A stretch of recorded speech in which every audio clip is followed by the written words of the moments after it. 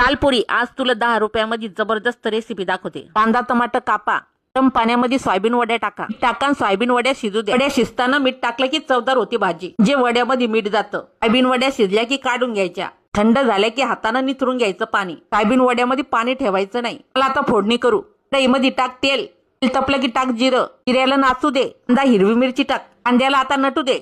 कढीपत्ता बोंबल्याच्या अगोदर एक गोष्ट सांगते तुला, अद्रक लसूण, फुलशी कोथिंबीर, फिरव गरगर। कांद्याला चांगलं कमी गॅसवर परतू द्यायचं। तेव्हाच भाजी होती भन्नाट चवीची। मला आता टाक टमाटर, टाक मीठ, हळद, आटी मसाला, या पावडर, फिरव गरगर। तोपर्यंत मसाला चांगला परतत नाही तोपर्यंत टाकलं तर उली पाणी टाकू परत। जे लपलपीत ग्रेव्ही बनते भन्नाट, परंत तेल सुटत नाही तोपर्यंत कर घाई होऊ दे पचका।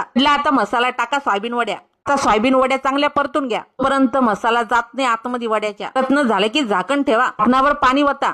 सगळं पाणी टाकायचं, डुडू नाही करायचं।